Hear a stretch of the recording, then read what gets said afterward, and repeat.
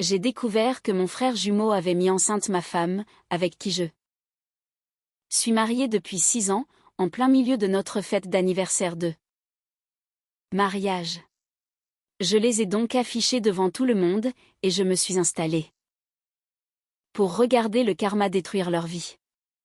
Je n'aurais jamais cru que je viendrais déballer mes drames familiaux sur un forum en ligne, mais oui. Voilà. J'ai besoin de sortir ça de mon système. Prenez de quoi grignoter, car ça va être intense. Laissez-moi d'abord vous dépeindre mon enfance, car vous devez comprendre d'où est parti ce naufrage total. Moi, un homme de 32 ans, j'ai un frère jumeau monozygote nommé Maxime. Même ADN, même visage, tout pareil. Jusqu'à nos 16 ans environ, quand il a décidé de devenir une personne totalement différente de moi. Quand nous étions enfants, Maxime et moi étions extrêmement proches. C'était le genre de fusion où on s'amusait à échanger nos classes, à recopier les devoirs l'un de l'autre et à jouer aux mêmes jeux vidéo jusqu'à en avoir les yeux explosés.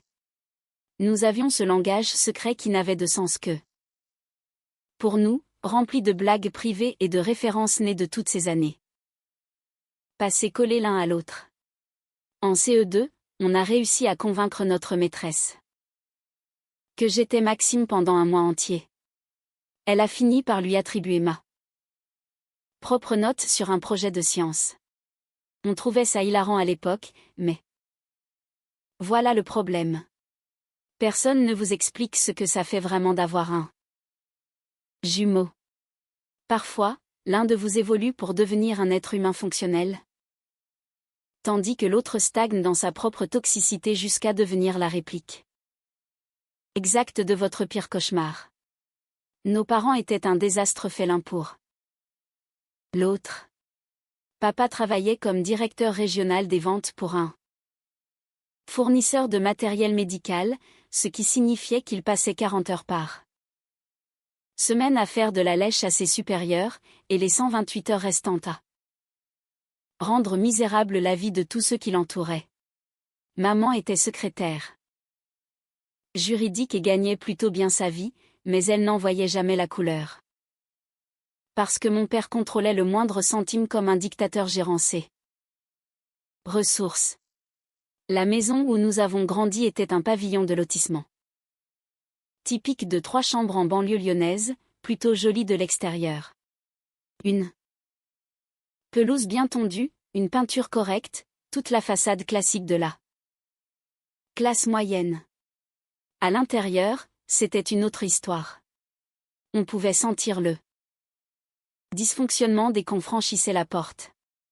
Une odeur de tabac froid, d'alcool bon marché et le parfum persistant de la dispute qui avait éclaté le matin même. Mon père avait un rituel bien précis.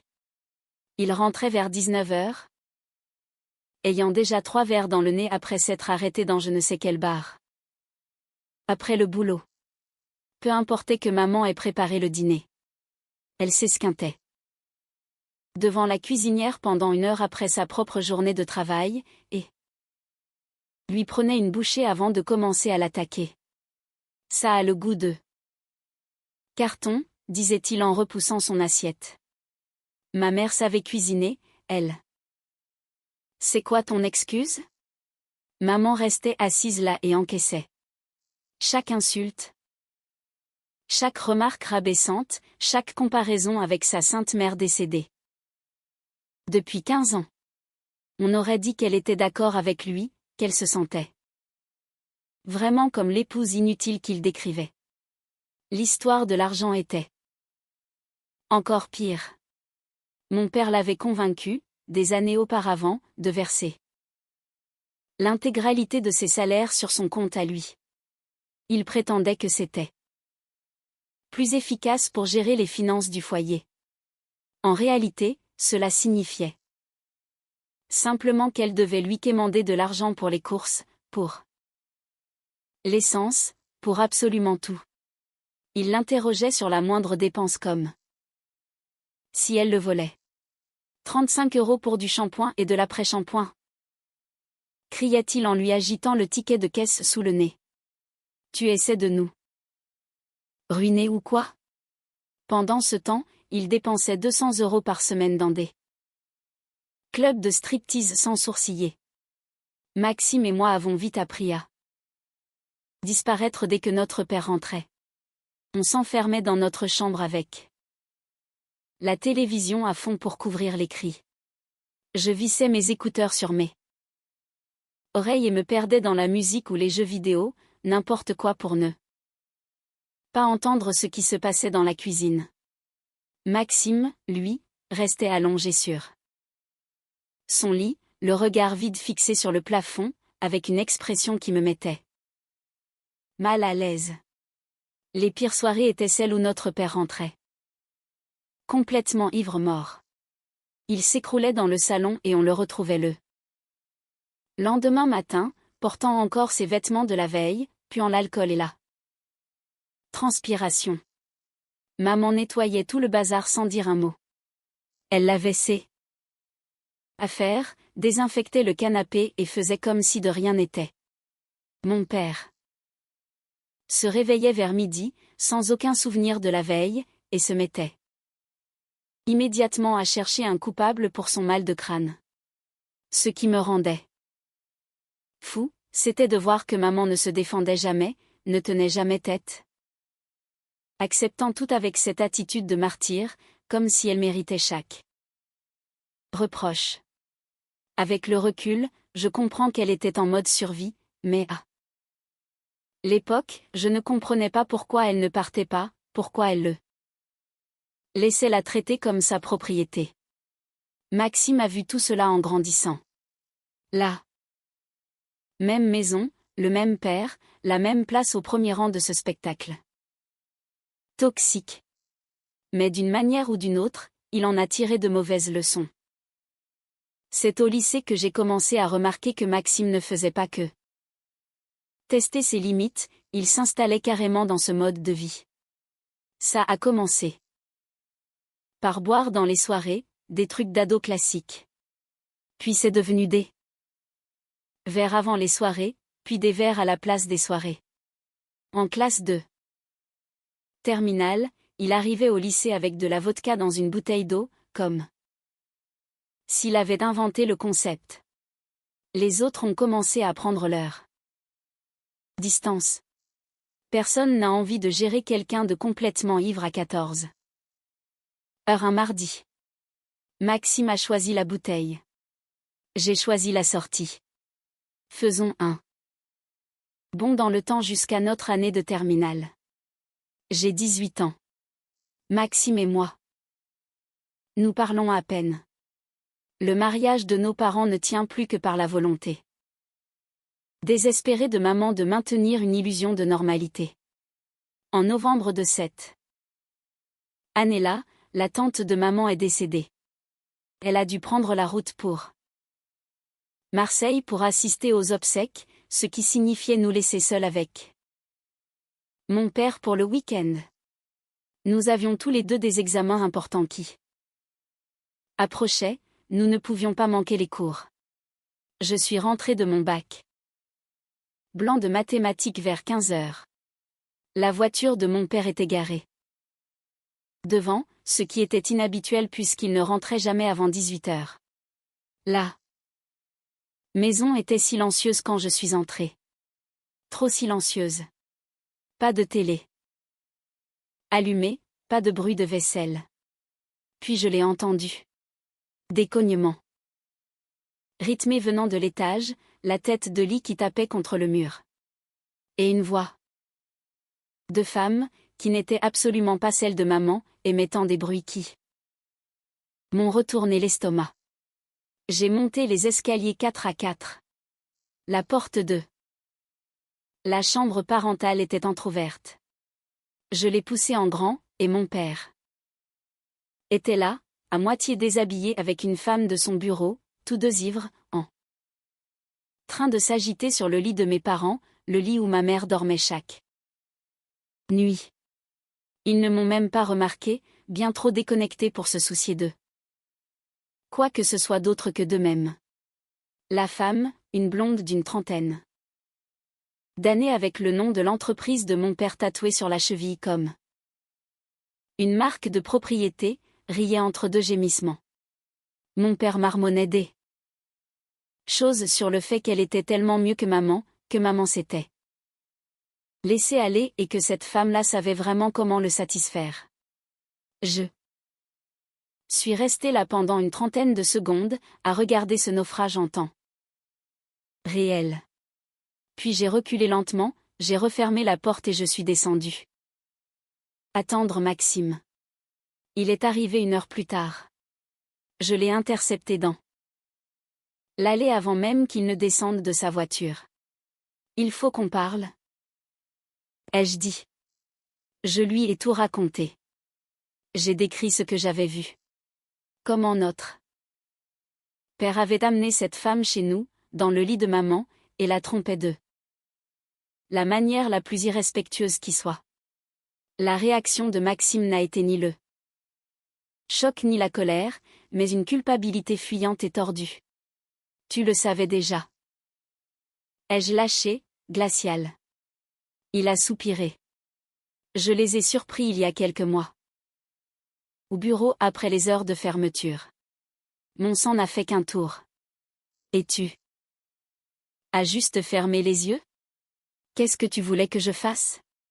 Faire exploser la famille, créer des drames? La famille est déjà détruite. Ai-je hurlé. Il trompe maman dans son propre lit et tu l'aides à le cacher. C'est compliqué. Non, ça ne l'est pas, je l'ai bousculé. Il trahit maman et tu l'encourages, tout comme tu cautionnes toutes ces autres conneries. Maxime s'est redressé face à moi. Toi, il faut toujours que tu joues les héros, hein? Toujours à essayer de prouver que tu es meilleur que tout le monde. Parfois, la vie de couple est compliquée. Papa a des besoins que maman ne comble pas. Ça ne nous regarde pas, c'est notre mère et c'est notre père. Si tu lui dis et qu'il divorce, je te tiendrai pour responsable à jamais. Le moindre contre-coup de cette histoire sera pour ta pomme. Alors rejette-la. Faute sur moi, ai-je dit, parce que je vais tout lui raconter dès qu'elle passera la porte. Nous ne nous sommes pas parlé du reste de la journée. Maxime s'est enfermé dans sa chambre tandis que j'attendais en bas, les yeux rivés sur l'horloge. Mon père et sa maîtresse ont fini par descendre en trébuchant vers 18 heures, l'air coupable comme jamais en me voyant assis sur le canapé. Il a tenté de me menacer pour que je garde le silence, me disant que je le regretterais si j'ouvrais ma bouche. Je l'ai simplement fixé du regard jusqu'à ce qu'il sent. Aïe. Maman est rentrée à 21 heures, épuisée par l'enterrement et les 4 heures de route. Elle avait l'air si fatiguée, si usée. J'ai presque manqué de courage pour lui dire, mais je me suis lancée. Maman, assieds-toi. Il y a quelque chose que tu dois savoir. Elle a eu l'air confuse, regardant alternativement Maxime, qui venait de sortir de sa tanière, et moi. Qu'est-ce qui se passe? Je lui ai tout dit. La liaison, cette femme, le fait que cela durait depuis des mois chez nous, dans son lit.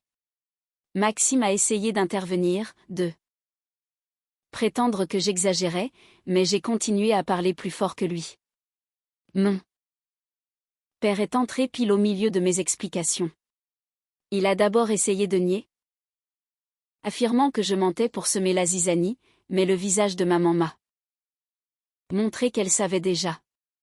Peut-être pas les détails précis, mais au fond d'elle, elle s'en doutait. C'est vrai, lui a-t-elle demandé d'une voix étrangement calme. Au lieu de s'excuser, il s'est mis sur la défensive. Et quand bien même ce serait vrai, tu crois que je devrais rester fidèle à quelqu'un qui n'est même pas capable de m'intéresser? Regarde-toi, ma belle. Tu as pris 20 kilos. Tu t'habilles comme une grand-mère. Tu es d'un ennui mortel au lit. À quoi tu t'attendais? C'est à ce moment-là que maman l'a giflé avec une force telle que le bruit a résonné dans toute la maison.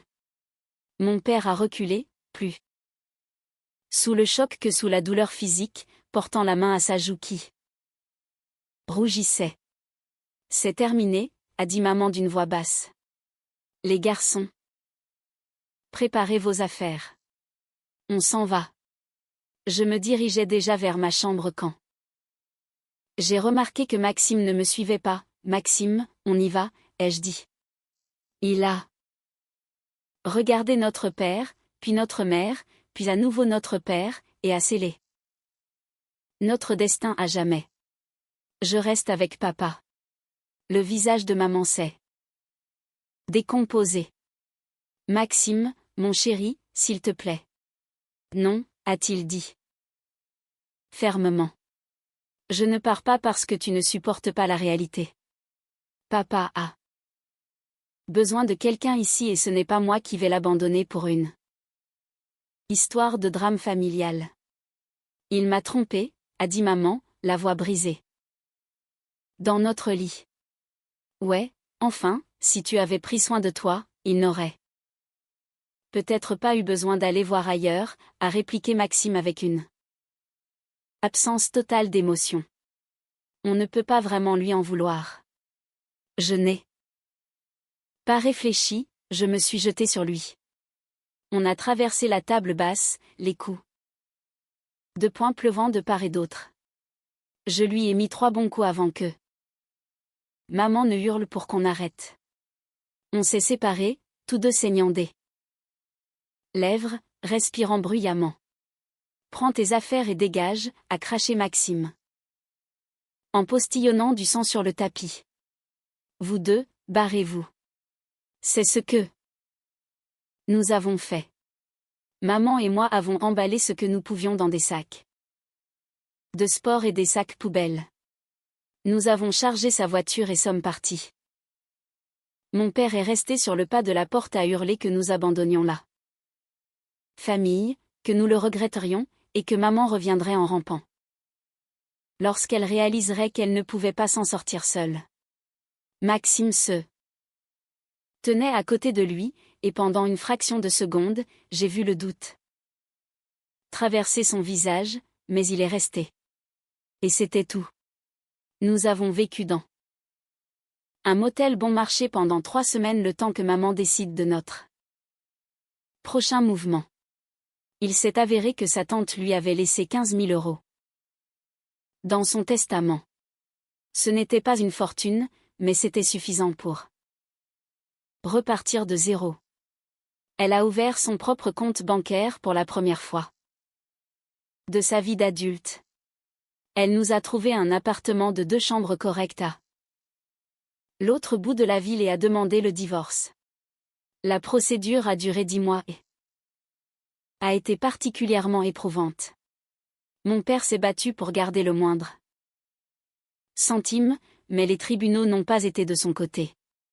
L'adultère caractérisé au domicile conjugal, combiné à la violence financière et à mon témoignage, a permis à maman de repartir avec la moitié de tout. La vente de la maison, l'épargne retraite, les économies, tout a été divisé par 2. Mon père était fou de rage. Il l'a traitée de cupide, de vengeresse, de michetonneuse, affirmant qu'elle cherchait à le détruire financièrement. Maxime m'a appelé une seule fois. Pendant la procédure. Il m'a dit que j'avais brisé notre famille, que notre père buvait plus que jamais, qu'il était déprimé, à la dérive, et que tout était de ma faute parce que je n'avais pas su la fermer. Très bien, ai-je répondu.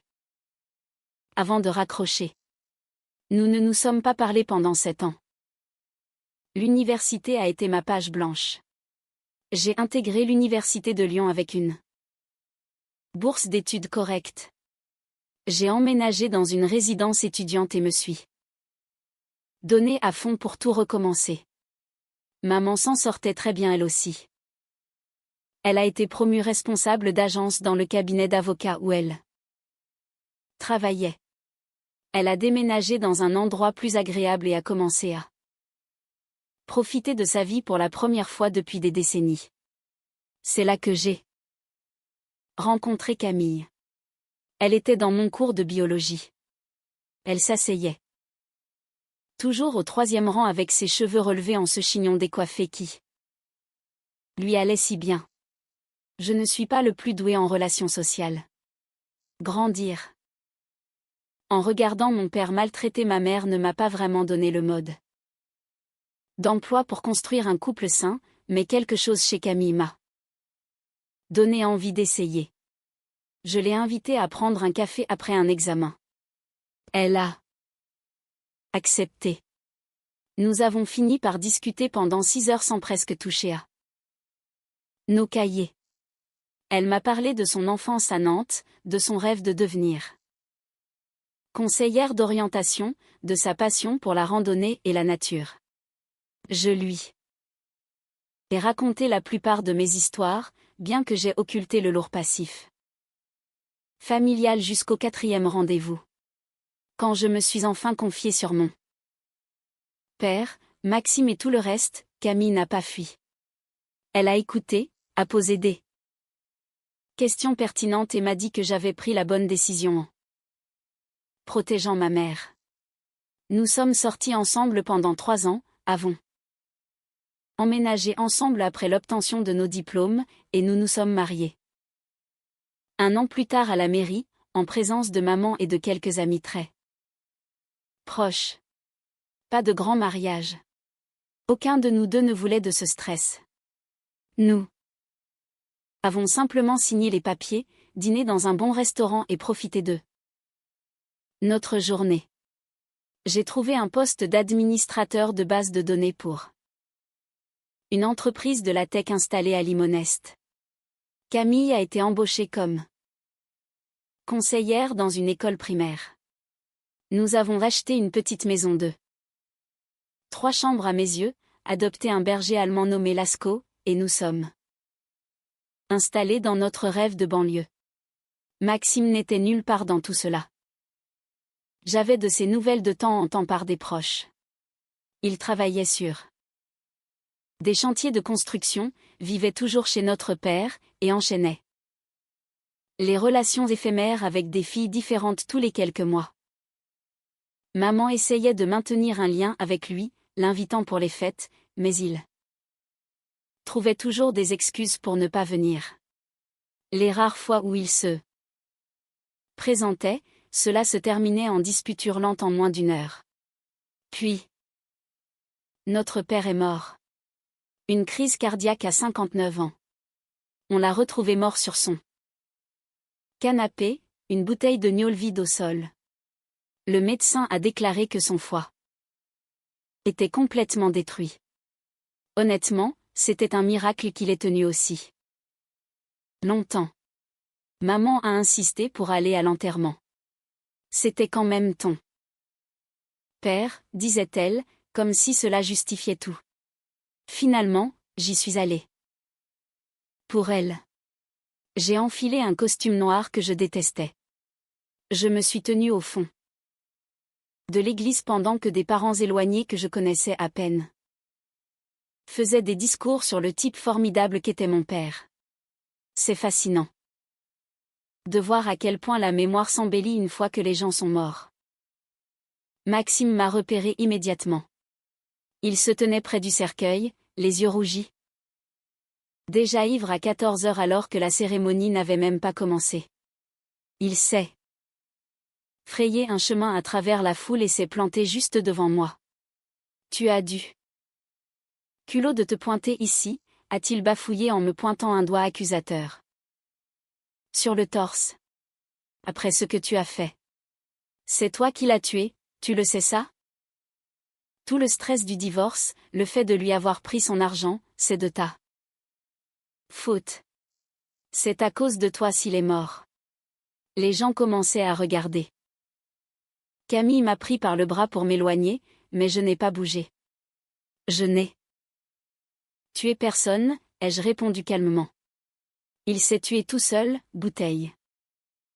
Après bouteille, tout comme il a détruit l'esprit de maman pendant 20 ans. Connerie. Maxime m'a poussé violemment. Si tu n'avais pas ouvert ta grande bouche à propos de sa liaison, il serait encore marié. Il serait encore en vie. C'est de ta faute. Je l'ai frappé. Un coup sec à la mâchoire qu'il a envoyé au tapis sur la moquette de l'église. Son nez s'est mis à saigner. Instantanément. Je me suis tenu au-dessus de lui, les poings serrés, prêt à en découdre s'il se relevait. Personne n'a bougé pour l'aider. Ni la famille, ni les amis de mon père, personne. Tout le monde savait ce que mon père avait été. Et ce que Maxime avait choisi de devenir. Maman m'a traîné dehors avant que la sécurité n'intervienne. Camille nous a suivis, visiblement sous le choc. Le trajet en voiture a été glacial. Camille me lançait ses regards désapprobateurs. Comme si je l'avais déçu, comme si c'était moi le coupable pour m'être défendu. Quelque chose a changé après cet enterrement. Camille est devenue distante d'une manière subtile que je n'arrivais pas tout à fait à analyser. Nos conversations sont devenues superficielles. On parlait boulot, facture, de ce qu'on allait manger le soir. Les discussions profondes que nous avions l'habitude d'avoir au milieu de la nuit ont tout simplement cessé. Elle a commencé à passer beaucoup plus de temps sur son téléphone. Dès que j'entrais dans une pièce, elle fermait rapidement ce qu'elle regardait, m'adressant ce sourire éclatant mais forcé. Quand je lui demandais si tout allait bien, elle me répondait que oui, qu'elle était juste fatiguée par son travail. Je l'ai surprise en train de pleurer dans la salle de bain à plusieurs reprises, des sanglots étouffés qu'elle tentait de masquer en laissant couler l'eau du robinet. Quand elle ressortait les yeux rouges, elle mettait ça sur le compte de sa fatigue ou d'une journée difficile avec un élève. Mais les explications ne tenaient jamais debout. Notre 6e anniversaire de mariage approchait. 6 ans de mariage, 10 ans ensemble au total. Je voulais marquer le coup, organiser quelque chose d'important pour nous. Rappeler pourquoi nous étions tombés amoureux. J'ai donc planifié une grande fête, loué une belle salle dans le centre-ville de Lyon, invité tous nos amis et notre famille, engagé un traiteur, prévu un open bar, la totale. Camille a semblé hésiter quand je lui en ai parlé pour la première fois. Je ne sais pas si on a besoin de faire un truc aussi grand, a-t-elle dit sans me regarder. Peut-être juste un resto en tête-à-tête. Allez, lui ai-je dit en la serrant contre moi. C'est quand la dernière fois qu'on a vraiment fait la fête. On va faire les choses en grand. Elle est restée silencieuse un long moment. Puis son attitude a changé d'un coup. Elle a souri de ce vrai sourire qui m'avait tant manqué et a dit, « Tu sais quoi? Tu as raison. Faisons une fête. Mémorable. Invite tout le monde. » Le soir de la fête est arrivé. La salle était superbe. Des guirlandes lumineuses partout, des tables parfaitement dressées. Le bar dans le coin tournait déjà à plein régime. Des amis de la fac, des collègues, de la famille que je n'avais pas vus depuis des années. Tout le monde était sur son 31, prêt à faire la fête. Je circulais dans la pièce, discutant avec mes cousins du côté paternel avec qui j'avais repris contact. Ils prenaient des nouvelles du travail, de la maison, me demandaient quand Camille et moi comptions avoir des enfants.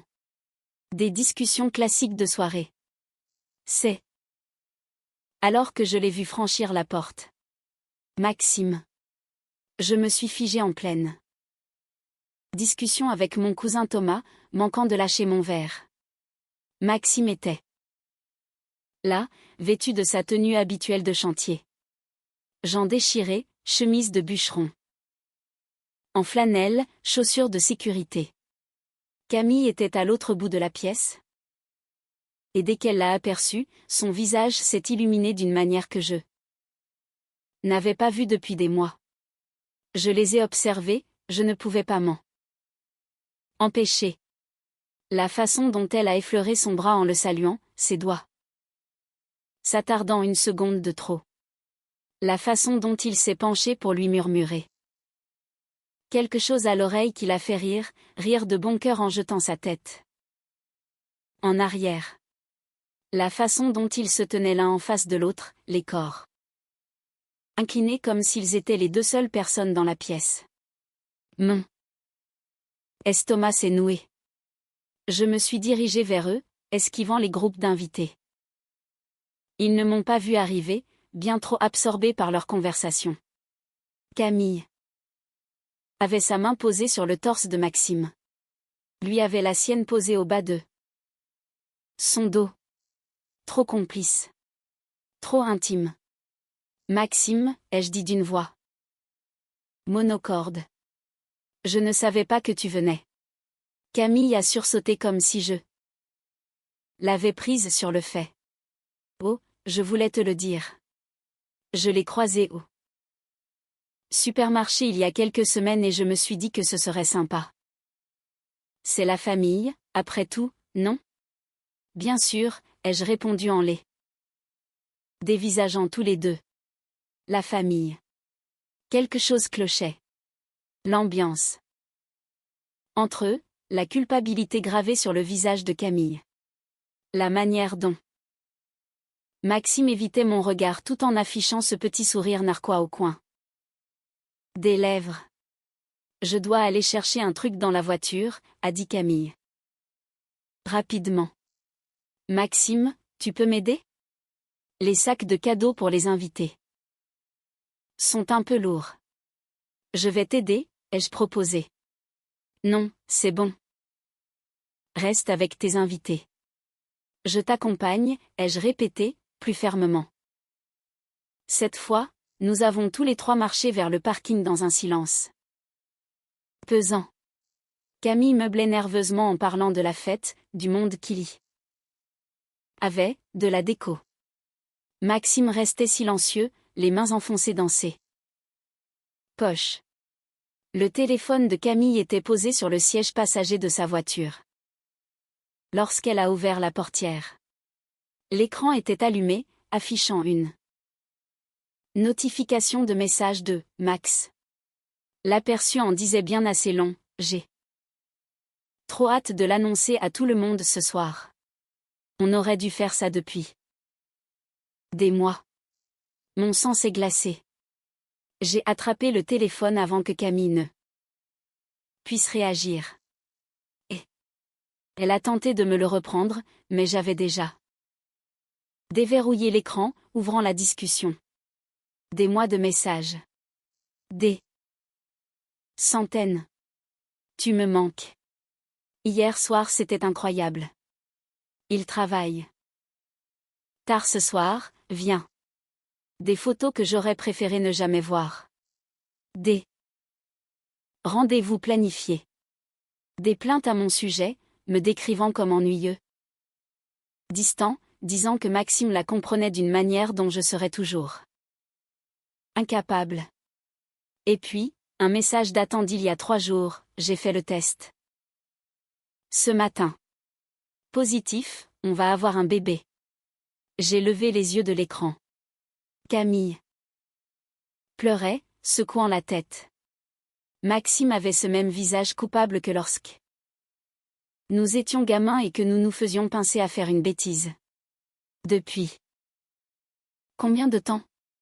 Ma voix me paraissait étrangère, lointaine. S'il te plaît, laisse-moi t'expliquer. A commencé Camille. Depuis combien de temps? Maxime a répondu à sa place. Depuis juste après l'enterrement de papa. Environ 10 mois. 10 mois. Elle couchait avec mon frère depuis 10 mois. Juste. Après cet enterrement où Maxime et moi nous étions battus, où tout avait volé en éclats. Tu es enceinte, ai-je dit, serrant toujours le téléphone. Camille a hoché la tête, son mascara coulant sur ses joues. Je ne voulais pas que ça se passe comme ça.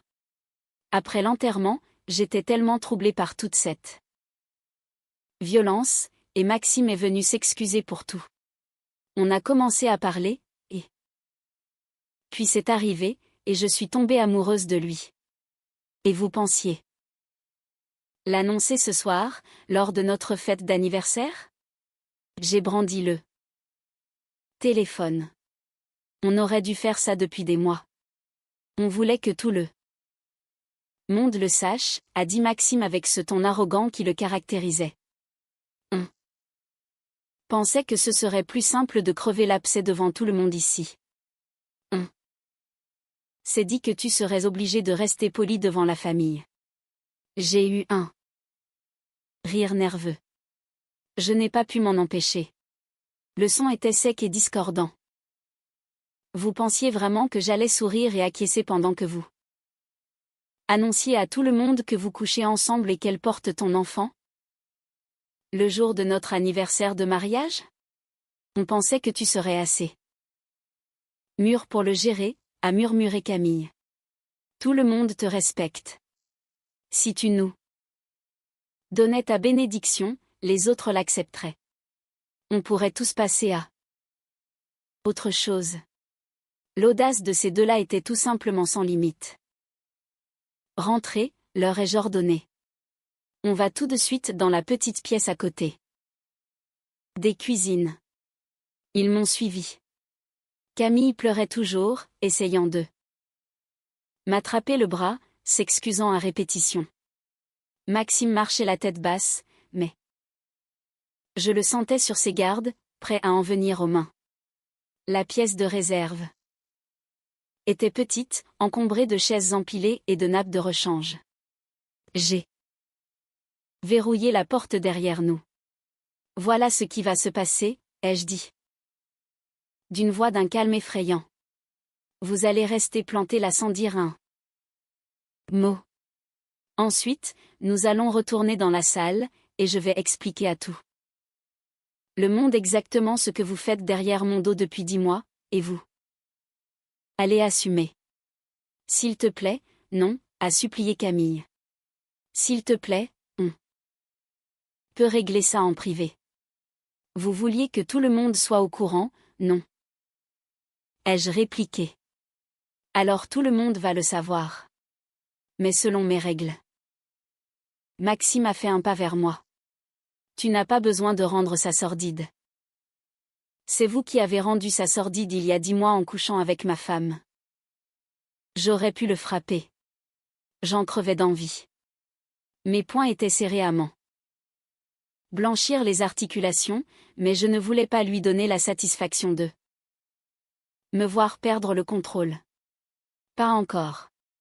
À la place, j'ai ouvert la porte et suis retourné dans la salle principale. Ils m'ont emboîté le pas, ne sachant pas quoi faire d'autre. La fête battait son plein. Je me suis dirigé directement vers la cabine du DJ et j'ai pris le micro. La musique s'est coupée net. Tous les regards se sont tournés vers moi. Bonsoir à tous. Merci d'être venus ce soir.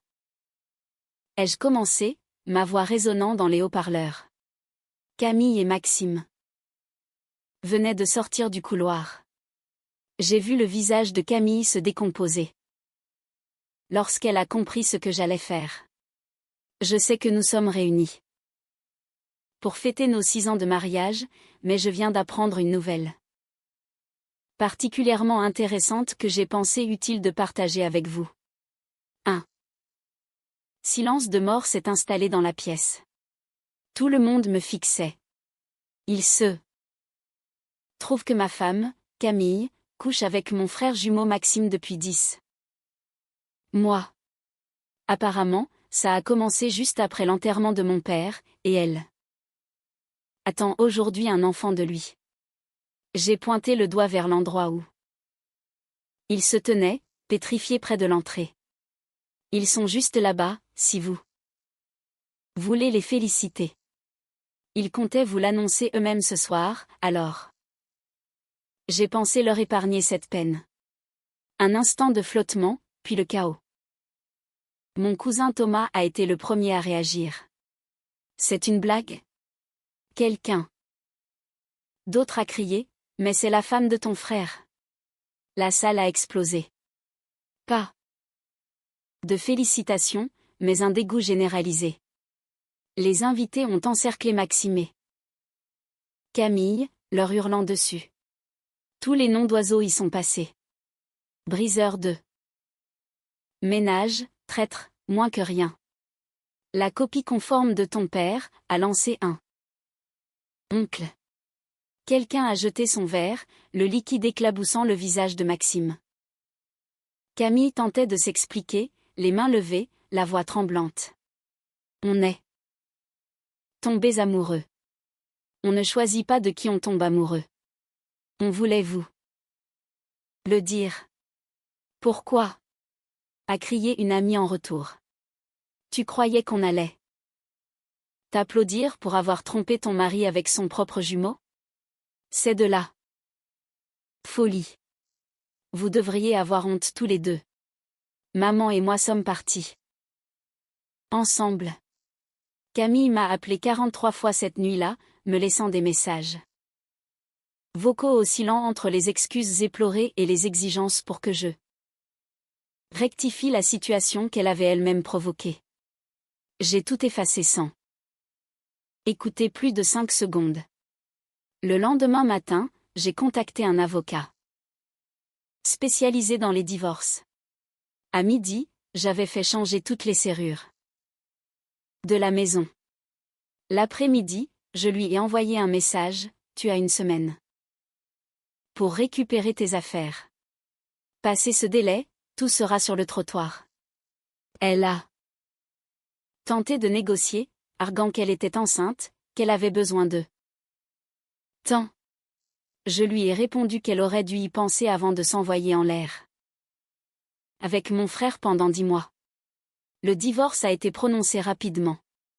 C'est toute la beauté d'avoir un contrat de mariage solide et des aveux d'adultère public. Il n'y avait pas grand-chose à contester. Camille n'a rien obtenu. Ni la maison, ni compensation financière, ni prestation compensatoire, et encore moins de pension alimentaire puisque l'identité du père de l'enfant était en eux. Peu plus clair. Je me suis présenté à l'audience. Je me suis assis en face d'elle pendant qu'elle essayait de justifier son coup de foudre pour Maxime. Je n'ai pas prononcé un mot, j'ai signé les documents officiels et je suis parti. J'ai vendu la maison 4 mois plus tard. J'ai acheté un appartement dans le centre de Lyon, au 20e étage, avec de grandes baies vitrées offrant une vue imprenable sur la ville.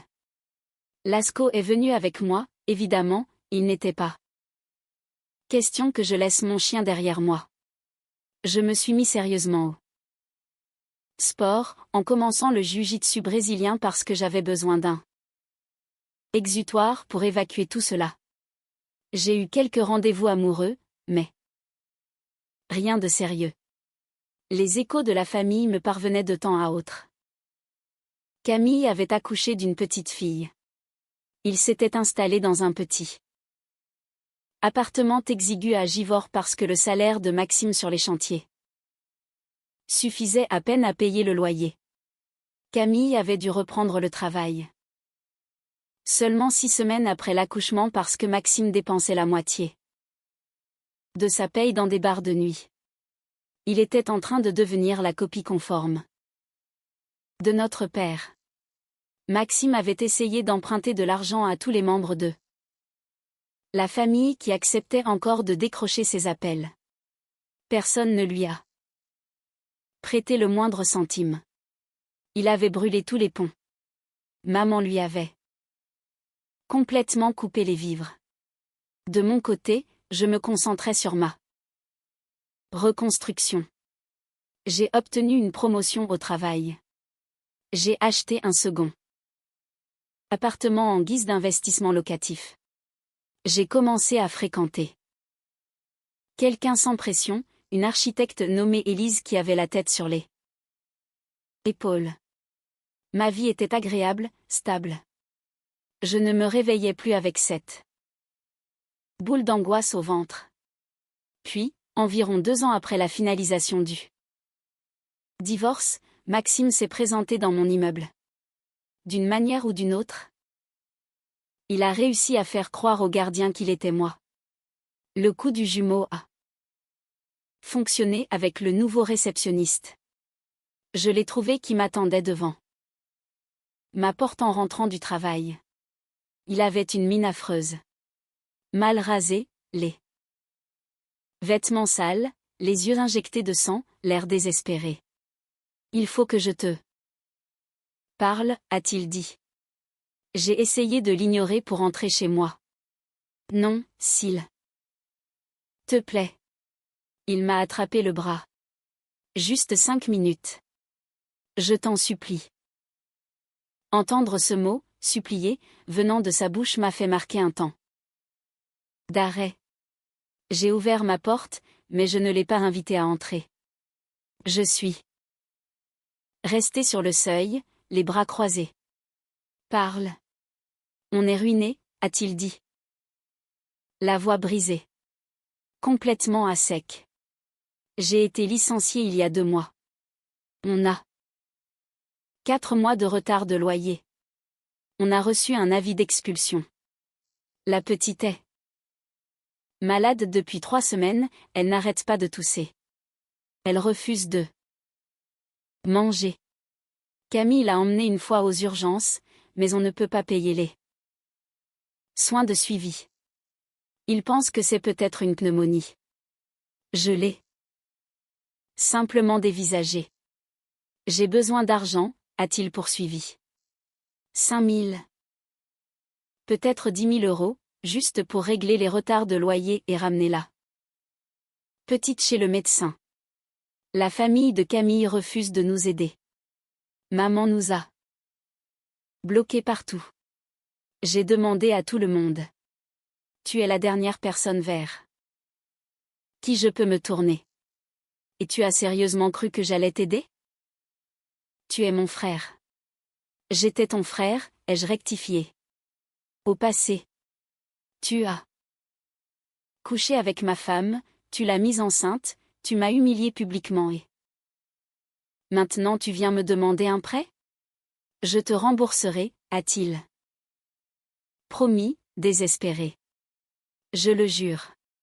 Tout ce que tu veux, mais on n'a plus d'option. La petite a besoin d'aide. Alors tu n'aurais peut-être pas dû dépenser l'argent du loyer dans des bars. Son visage a viré au rouge. J'ai fait des erreurs, je le sais. Mais elle est innocente. S'il te plaît, je te supplie littéralement à genoux. Fixe tes conditions. Je l'ai regardé. J'ai vu la détresse, la honte, la colère contenue. J'ai vu le fantôme de mon père se tenir là, trouvant les mêmes excuses, blâmant le monde entier. Non. Quoi?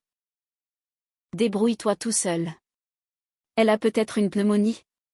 Ce n'est pas mon problème. Tu voulais jouer au papa et à la maman avec ma femme. Félicitations.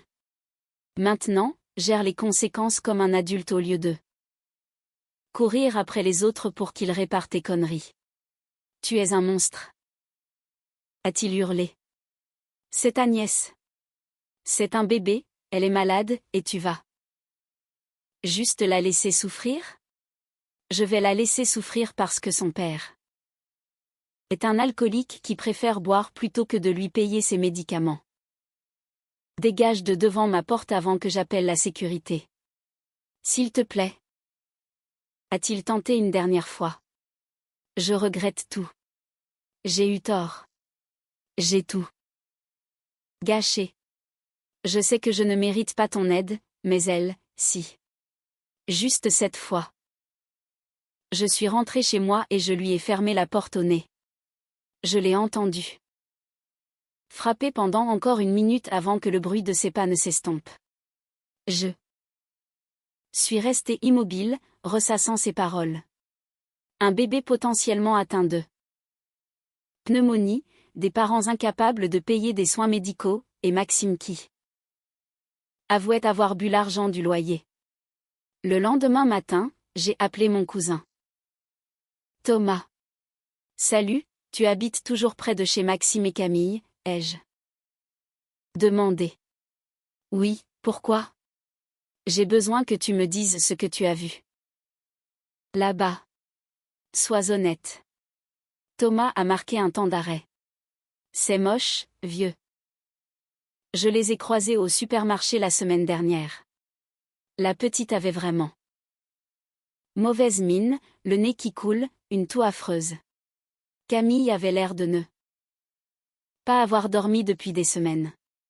Maxime achetait de l'alcool au lieu de médicaments ou de nourriture pour bébé. J'ai entendu des voisins dire qu'ils se disputaient constamment.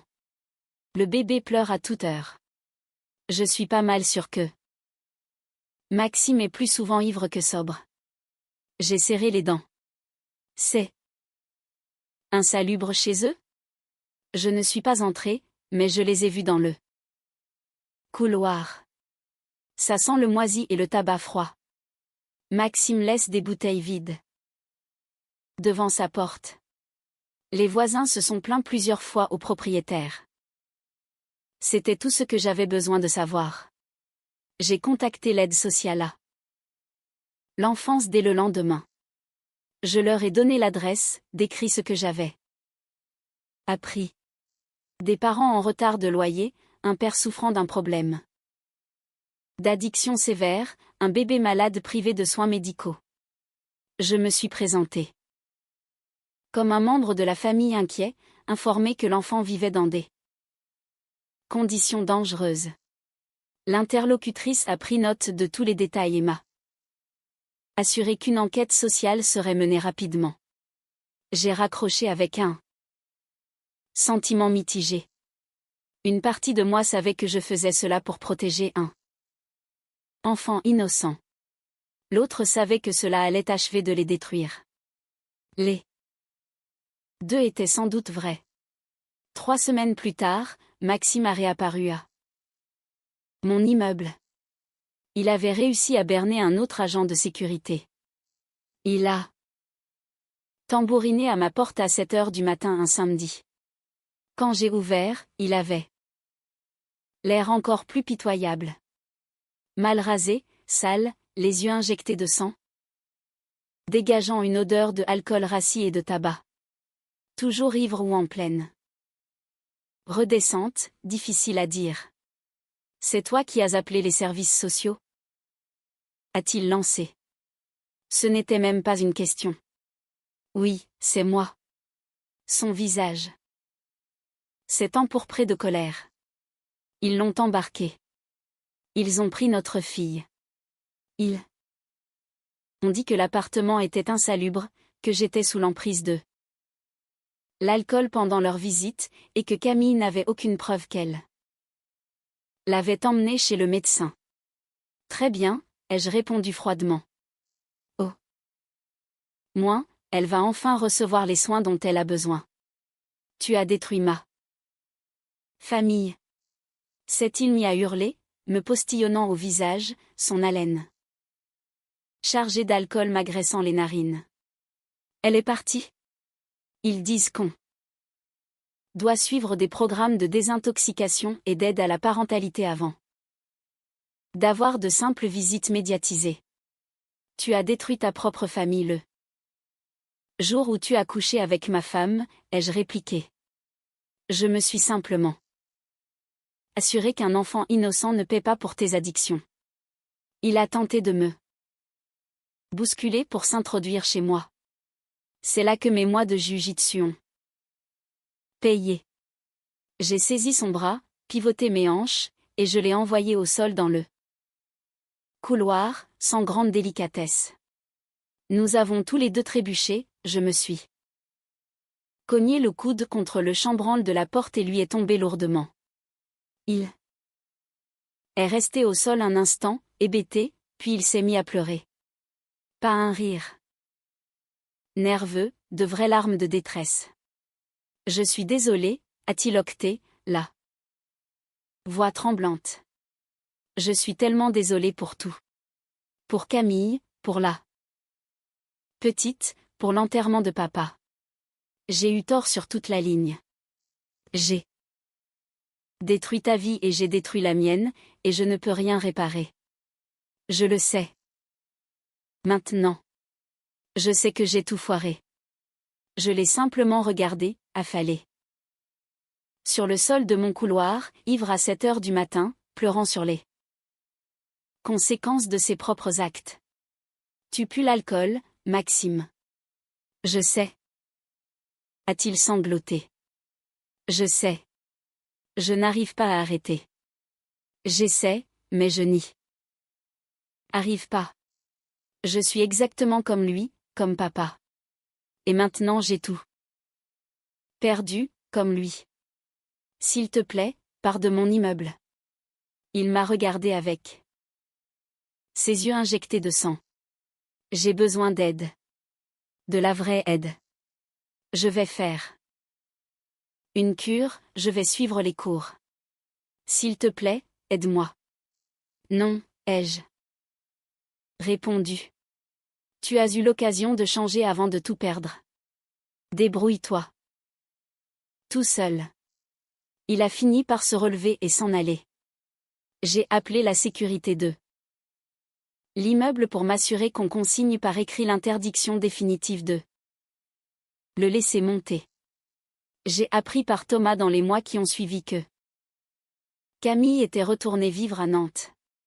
Les services sociaux ont confié la garde temporaire du bébé à la mère de Camille le temps que celle-ci termine ses cours de parentalité et trouve un logement stable. Elle a laissé Maxime derrière elle. Le rapport de l'assistante sociale mentionnait de longues lignes sur l'addiction de Maxime. Il avait d'ailleurs échoué à un test de dépistage lors d'une de ses visites de contrôle. Maxime, d'après Thomas, était toujours à la dérive. Il squattait les canapés de vagues copains, faisait quelques piges sur des chantiers quand il était sobre, se battait régulièrement et s'était fait arrêter 2 fois pour ivresse publique et manifeste. Il n'arrête pas de dire qu'il regrette ce qu'il t'a fait, m'a confié Thomas. Il dit qu'il s'en veut pour tout, mais dès qu'il boit, il se remet à t'accuser d'avoir appelé les services sociaux. Il prétend que tu as détruit sa famille par pure vengeance. Il picole tous les jours, vieux. Il pleure sur ses regrets, dit qu'il veut changer, qu'il a tout perdu. Et le lendemain midi, on le retrouve accoudé au comptoir du premier bar venu. Rien ne change. Thomas n'avait pas tort. Maxime éprouvait des regrets, c'était certain. Il s'était excusé auprès de la moitié de la famille. Il envoyait de longs messages à Camille pour lui dire à quel point il s'en voulait. Il avait même tenté d'entrer en cure de désintoxication une fois. Cela avait duré 3 jours avant qu'il ne claque la porte pour retrouver le bistrot le plus proche. Le regret ne signifie pas le changement. Cela signifie simplement qu'on se sent mal tout en continuant à faire exactement les mêmes erreurs. Aux dernières nouvelles, il était toujours dans la région, toujours à boire, naviguant de canapé en canapé et de petits boulots payés au lance-pierre. En racontant à qui voulait l'entendre que j'avais malicieusement détruit sa famille. Tout cela juste avant d'admettre à demi-mot qu'il avait couché avec la femme de son frère et perdu la garde de sa fille parce qu'il était ivre lors d'une visite des services sociaux. Même ses regrets sonnaient creux. Ma vie a continué. J'ai officialisé les choses avec Élise après 1 an de relation. J'ai de nouveau été promue au travail. J'ai continué à m'entraîner et j'ai obtenu ma ceinture bleue en jiu-jitsu. Je me suis acheté une nouvelle voiture. Maman s'est remariée avec un homme formidable nommé Michel, qui la traite enfin avec le respect qu'elle mérite. Parce que c'est cela la réalité du regret. Cela ne vaut rien si on ne change pas. Maxime s'excusait. Maxime savait qu'il avait tout gâché. Maxime comprenait qu'il avait détruit sa propre famille. Et pourtant, Maxime continuait à s'enivrer chaque jour, à se chercher des excuses et à demander aux autres de régler ses problèmes à sa place. Il a récolté ce qu'il a semé. Non pas parce que je suis cruel, mais parce que pour certaines personnes, les conséquences de leurs actes sont les seuls enseignants qu'ils écouteront. Jamais. Et même ainsi, certains n'apprennent jamais la leçon. C'est ainsi que s'achève cette histoire. Pas de grande réunion de famille, pas de rédemption théâtrale, pas de pardon. Juste moi qui avance, tandis qu'ils font face au chaos qu'ils ont eux-mêmes créé.